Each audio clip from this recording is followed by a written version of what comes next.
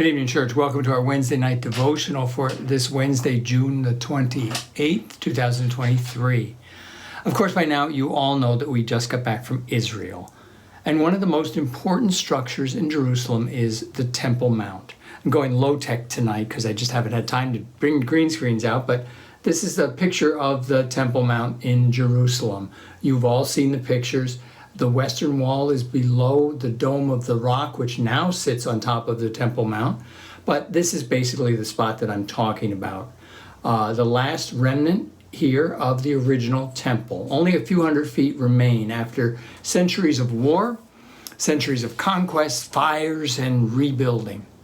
This place, which is now central to both Jews and Muslims, was built to house the Ark of the Covenant inside what was known as the Holy of Holies. The Holy of Holies was thought to be the place where God resided here on earth. Now, interesting side story is that no one was allowed inside the Holy of Holies, no one except the chief priest. And even the chief priest had a rope tied on him when he entered. And that was because, just in case he died while he was inside, they could pull him out without desecrating the sacred space and having to walk in to carry him out. They could just pull him out with the rope. I always liked that story. Anyway, one of the times of rebuilding came during the lifetime of the prophet Nehemiah. The people had given up.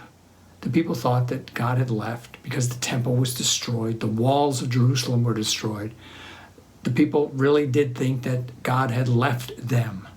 But Nehemiah inspired them and the people, the everyday, ordinary people, to rebuild the walls of Jerusalem. One of my favorite lines of scripture is from the book of Nehemiah, where the author writes that the prophet Nehemiah says this, "And the people had a mind to work." Yes, the people had a mind to work. And that work rebuilt the house of God. Now, if you haven't figured it out yet, tonight's devotion is not really about Nehemiah. It's not even about our trip to Jerusalem.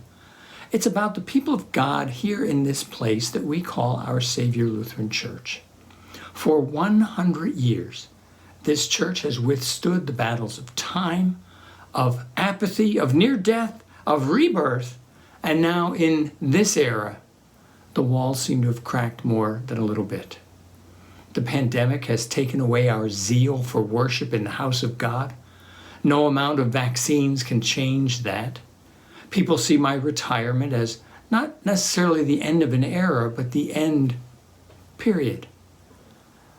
A lot of folks have told me that the church will die without me. Really? I mean, really. Well, I say not a chance.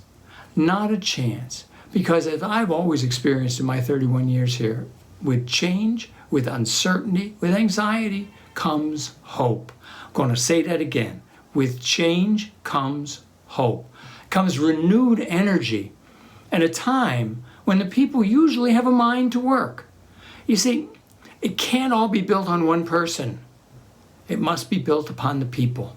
Many people who have a mind to work together. And I see that every day. I'm seeing it every day at church. Folks are stepping up to take on new roles. Knowledge is being passed on to fresh faces. The walls are being rebuilt. And the place where God dwells will not only stand, but in the future, I hope it will be stronger than ever. You know, Nehemiah and I both stand here today, or sit as the case may be today, and pray that the people of God do have a mind to work. A mind to work, a mind to grow, and a mind to rebuild something newer and something better. But that really is not going to be up to me, is it? It will be up to you. See you Sunday, my friends.